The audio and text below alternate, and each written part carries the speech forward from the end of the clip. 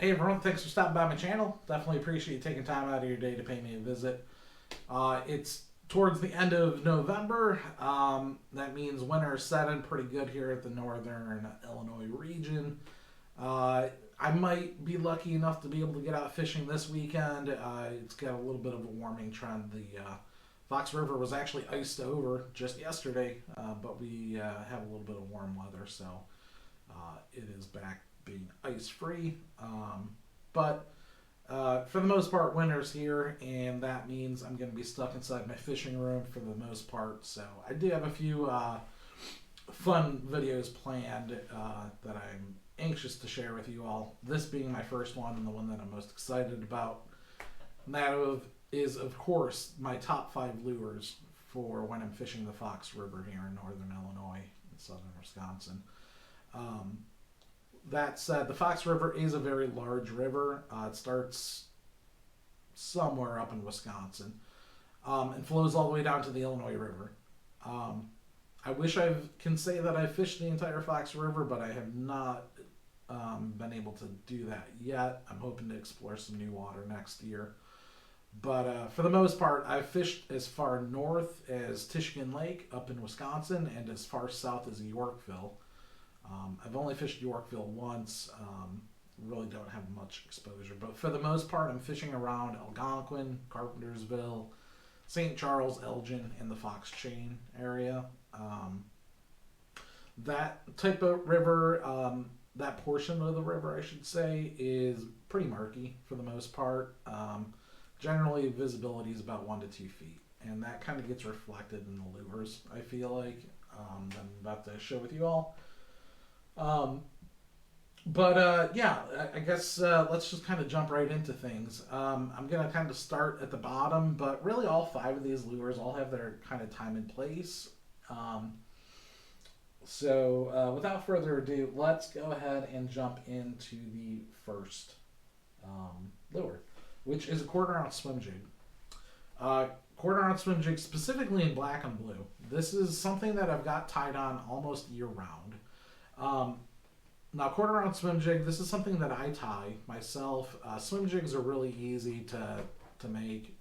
If you just buy the jig head and then paint them and then just put on your own skirt. Really something that's very simple and straightforward if you're ever wanting to do that yourself. But if you'd rather just buy one, when I do buy swim jigs, I'm typically buying the dirty tackle jigs. Although my buddy John over at Dem Jigs just put out a new swim jig that you can actually pick up at Tackle Warehouse. That's looking really good as well. Or you can also look up Attitude Lures. Those are hand-tied jigs as well, made by Russ, who's a buddy of mine. He could probably hook you up with some 1/4 ounce swim jigs as well if you want. But 1/4 ounce swim jigs, I'm typically pairing these with 3.3 inch Kitech. These are fat swing impact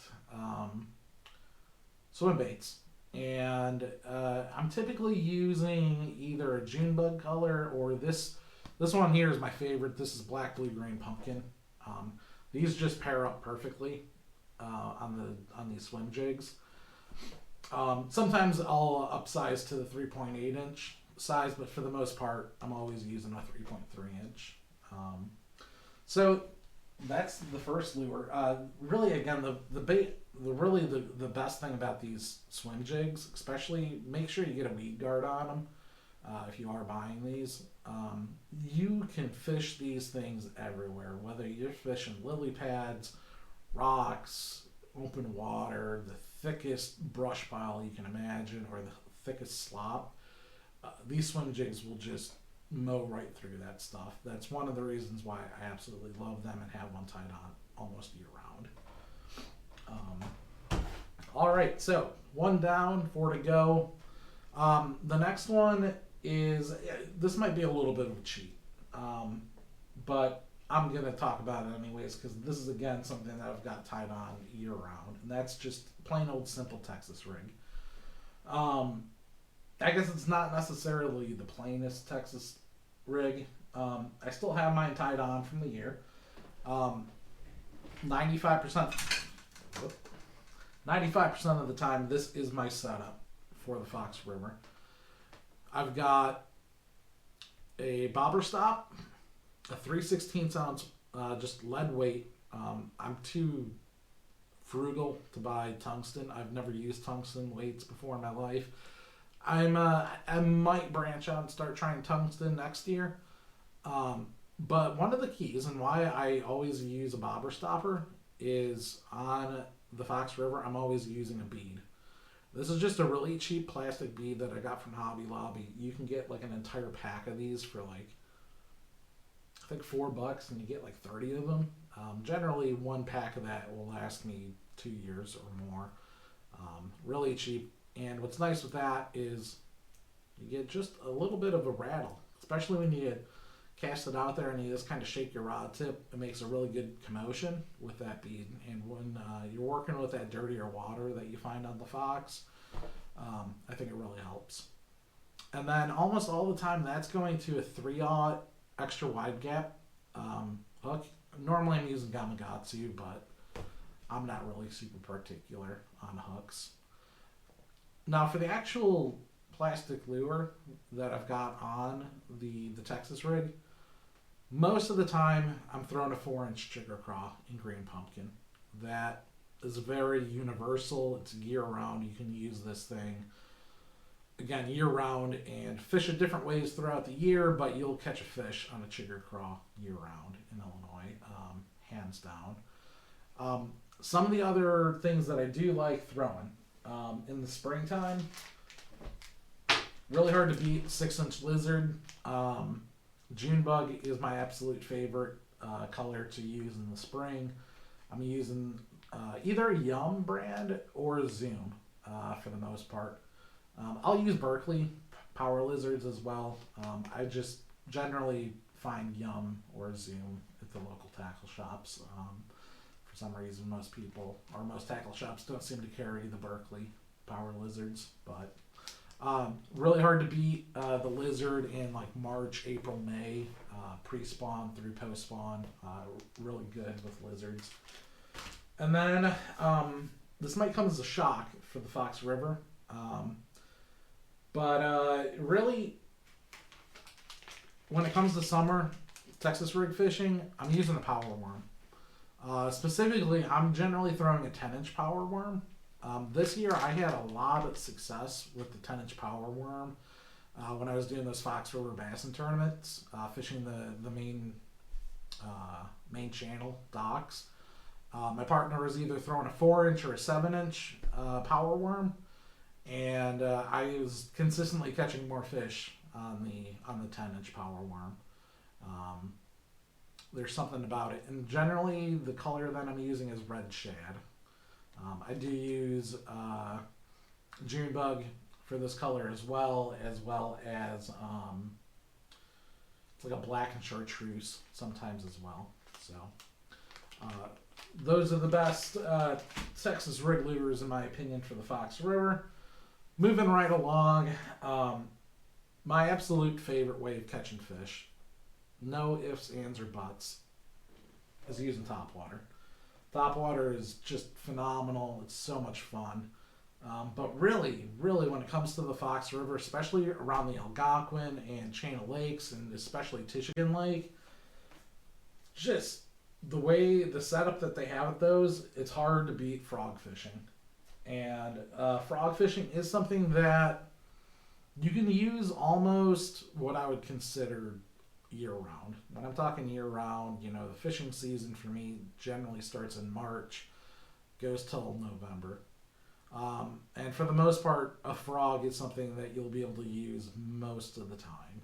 I generally start throwing a frog right after post-spawn, which is really early May.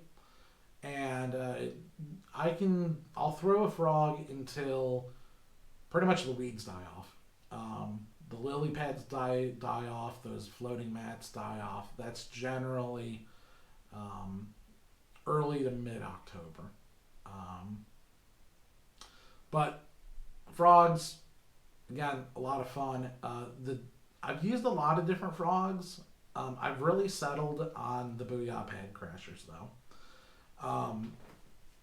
I think that they're really the best bang for the buck. I've I've tried cheaper ones. I've tried like scum frogs. I've tried really just the really cheap frogs. They generally don't have the weight, in my opinion, and they don't have the durability to make that cheaper price more attractive. Scum frogs, in my opinion, whenever I buy them, I just can't cast them. I can cast them about half the distance of what a Booyah Pad Crasher can. And then on the higher end, the KVD frogs are really great. The Tekla frogs are really awesome as well. But those price tags, when you're getting pike and dogfish blowing up on your frog, and just in the instant you lose your frog, it's kind of heartbreaking when you have a $12 frog just instantly vanish. Or get absolutely shredded, and you get it back, and then you think the frog's okay, and you make one cast with it, and it just immediately sinks. That's kind of disheartening as well. But yeah, the Booyah Pad Crashers in particular, I like the brown ones. The color for the Booyah Pad Crasher in brown is called Sunburn or Sunburn. It's kind of a hard color to find, and that might be part of why I think it's such a good color. Tackle Warehouse is generally the only place I could find this color for the Booyah Pad Crasher. But 9 times out of 10, I am throwing the brown color just because it matches the natural frogs that I find literally on the channel that I live here. You'll find them there. I think most people are throwing white or black frogs. Well, so here's kind of my philosophy on frog fishing. The people that are really in tune with frog fishing are either throwing white or they're throwing black based on cloud cover. I'm going to touch on that here in a second.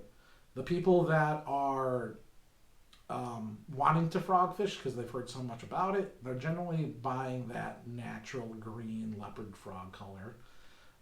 Not so often I'm finding people using the brown or the yellow colors. I've used yellow. I've had success with the yellow. Just consistently get bit more on brown. One thing I want to note with frogs real quick, because I had somebody ask me that. If you've watched any of my frog fishing videos, you'll hear me talk about being able to walk the dog with frogs, being able to kind of get that side-to-side walking action. And that's it's really important to be able to do that when you're fishing broken up mats or just open water with frogs. That will really set your frog apart from somebody else. And to be able to achieve that, all you got to do is trim the legs. One side needs to be shorter than the other. Now, there's really not that much of a difference between these. I don't know how well that's going to show up on the camera, but they need to be short. Generally, fingertip length on one side and just a little bit longer on the other side is all that I'm doing to make these last longer. To give you some perspective,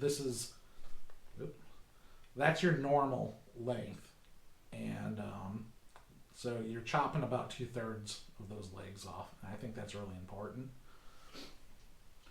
To get that walk the dog action, literally all you're doing is just twitching your rod tip. It's pretty easy. Of course, there's rod mechanics involved with that. I'm not going to get into all that right now, but did want to touch on white and black like I was talking about. I do throw white and I do throw black and blue if I'm not getting bit on the brown frog.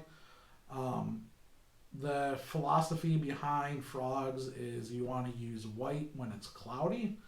You want to use black when it's sunny out. Supposedly, the color contrast against the sky makes the fish be able to hone in a lot better, and you lose less fish. That's not necessarily always the case for me, but I'll switch up frog colors. The last time I was up at Tishigan the last trip I had to Tishigan, I swapped between like 4 different frog colors before I finally started to get bit. And it would only last like 2 or 3 bites, and then I'd have to switch colors again, and then I'd start getting bit again. That's just kind of the way that it is sometimes with frog fishing. Okay, so that's frogs. Second to last lure that I want to talk about. This has been probably the number 1 lure that I've caught the most amount of smallmouth on this year, which always kind of surprises me. That's a Bitsy Bug jig. Bitsy Bug jigs are just really hard to beat. You talk about bang for your buck with frogs. When you're talking about finesse jigs, there's literally no better deal I've ever come across than a Bitsy Bug jig. They seem to have survived all of the inflation and supply chain issues. They're still stupid cheap. I think the last time I stocked up on Bitsy Bug jigs, I think they were like $1.80. Whereas like the next cheapest finesse jig was like $3.50. Almost half the cost of the next option. So that really cheap option, I really don't care how long they last. The hook on these Bitsy Bug jigs isn't really all that good. You can sharpen it though. The wire guard on these will get really beat up and they'll break. The jigs aren't super durable, but again, especially on the Fox River, the way I'm fishing this, I'm dragging this along the gravel bottom. Generally, I'm going through one jig a trip. Maybe one jig every other trip. But if they're really munching these, that jig is just going to get destroyed. This one, use this one I think maybe like half a day, and it's not too bad. But the skirt will kind of get messed up on it and whatnot. But again, for the price, it's hard to beat. I buy Bitsy Bug jigs because it is cheaper for me to buy the Bitsy Bug jigs than to make them like I do my swim jigs. I cannot make an equivalent Bitsy Bug jig for less than what I can buy it. So that's Bitsy Bug jigs. Now the one thing that I want to talk again real quick, 3/16 ounce. That's really literally the only size I use this year. I do have 1/8 and a 1/4 ounce Bitsy Bugs that I normally have on me as well. And I'll swap to those depending on how fast or slow the current is. Generally speaking though, the 3/16 ounce is the best weight for the Fox. No matter which pool I go to, it seems that weight will go with the current. You want it so that you can drag it along the bottom, and you want it to be heavy enough to maintain that bottom contact in the current, and it won't get snagged as much as a 1/4 ounce jig. And the 1/8 ounce jig, there are some deeper holes on the Fox River. For the most part, the Fox is like 1 to 3 feet deep in most areas, but there are some 6 to 7 foot holes.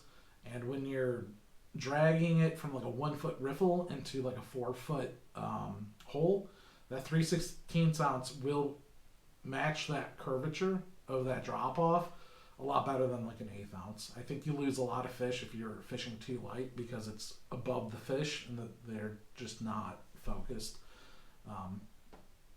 They're not able to see the jig if it's above them, because a lot of times on the Fox, especially in Carpentersville, I generally don't have much success with topwater on the Carpentersville stretch because I feel like those fish are honed in on crayfish so much that they're constantly looking down rather than looking up.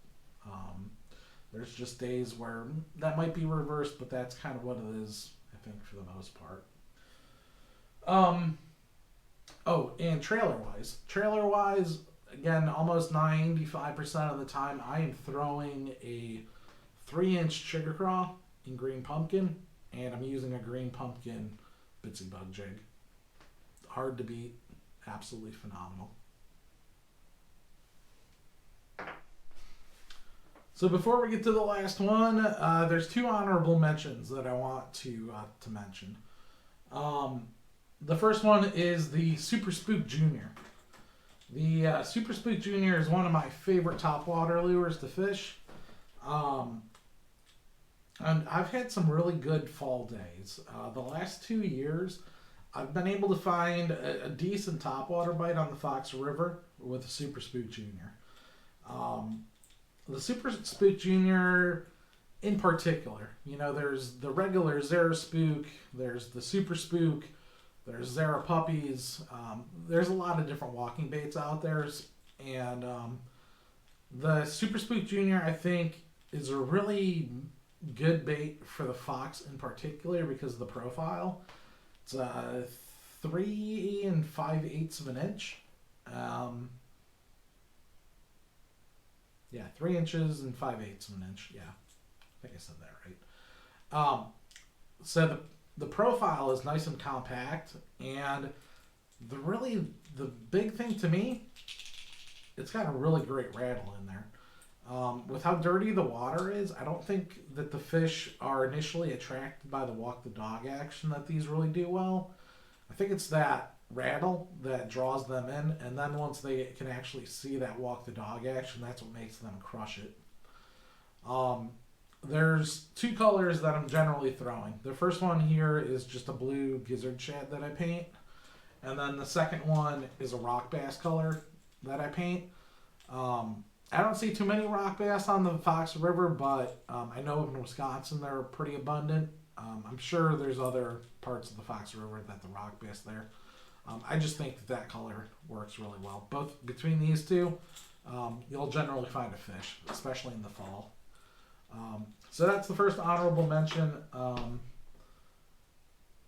The next one that I want to talk about is it's a necessary evil.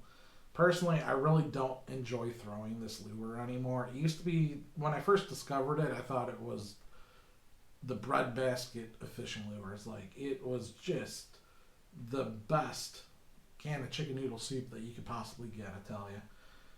That's a wacky rig. A weightless wacky rig, to be exact. Paired up with a Yum Dinger. And these are 5-inch Yum Dingers. I normally hook them up with a VMC weightless Nico hook. The weedless Nico. I think I said weightless. Weedless Nico hook. Just wacky rigged, which means the hook goes straight in the middle. And literally it's...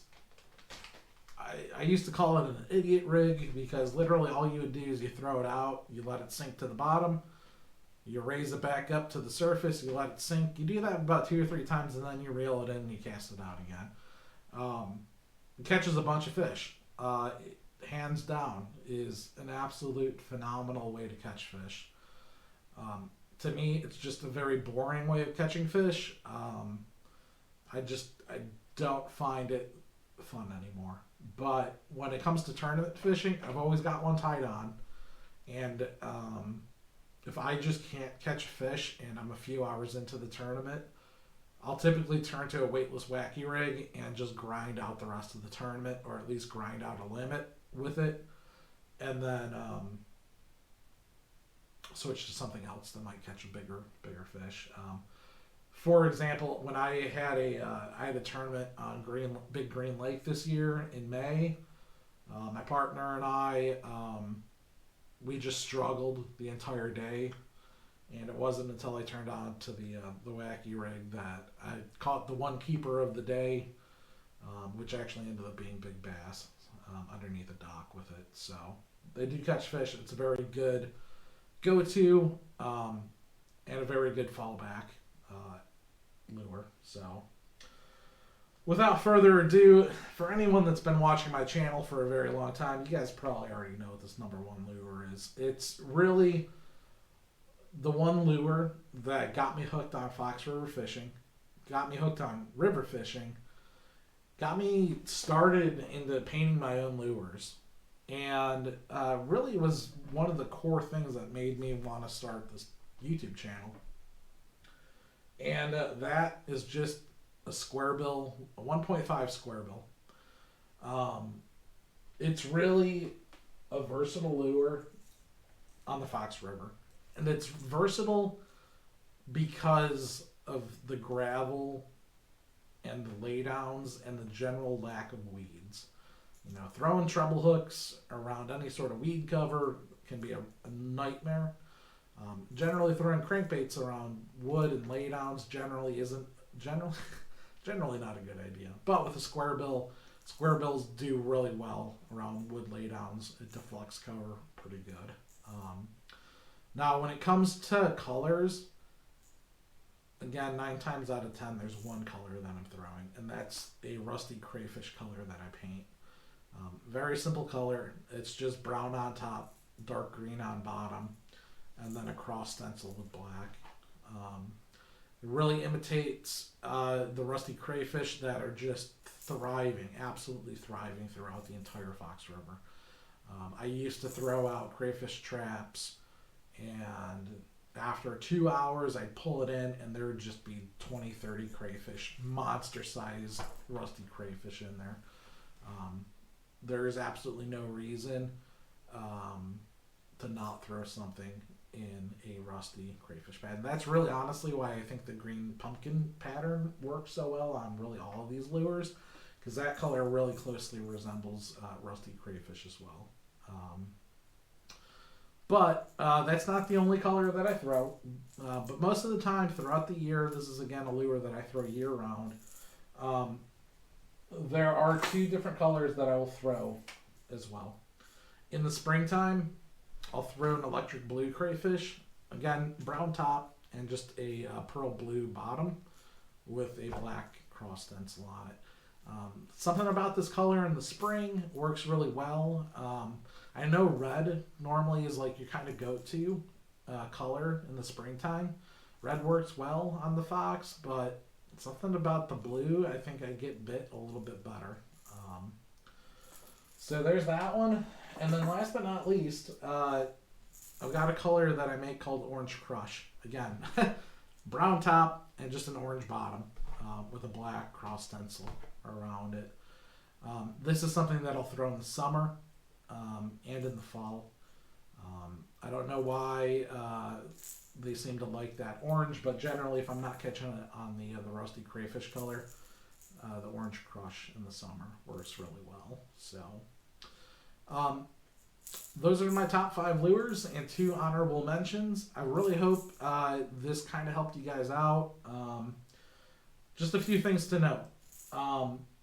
It's the end of 2022, very close. The fishing season is pretty well wrapped up. I've been wanting to do a giveaway to end this year on. I was kind of wanting to do a giveaway when I hit either 500 subscribers or at the end of the year. And we unfortunately haven't hit 500 subscribers yet. So we're going to do just an end of the year subscriber appreciation giveaway. And I'm going to go ahead and give away a prize pack of everything that I mentioned. Obviously, I have to create some new swim jigs because this is my last black and blue 1/4 ounce, and it's got a big old rust spot on it. And this is only a half a pack of 10-inch power worms, so I'm going to get some fresh lures for this giveaway. We're going to run this giveaway throughout the rest of the year. So I'm going to keep it simple, like all my other giveaways. It's rules are simple. Be a subscriber and leave some sort of comment on the video. I don't really care. It can be anything. Ideally, it's something either like some kind of feedback that you'd like me to see do differently, do better. It would be nice to get some feedback, but you can literally just put a period down, whatever you want. I don't care. We'll keep it simple. Yeah, we'll go until the January 1st. We'll actually close it off New Year's Eve. December 31st will be the last time to leave a comment. And then that first week of January, I'll do a drawing for that and put out another video for that. So the other thing I do want to mention, my winter months, so pretty much November through February, like I said, I'm kind of stuck inside, so most of the time all I'm doing is painting lures, working on house projects. I got really not much to do. If you guys are interested in any of the lures that I paint to stock up on yourself, feel free to reach out to me on Instagram. I'm willing to do some special orders this year. Prices obviously are to be determined, but I'm thinking crankbaits will probably be like $6. Super spooks will probably be like $6 or $7. I'm gonna try to price these out pretty reasonably. But yeah, hope you all enjoyed the video, and I will see you all next time. And best of luck to everyone entering in the giveaway.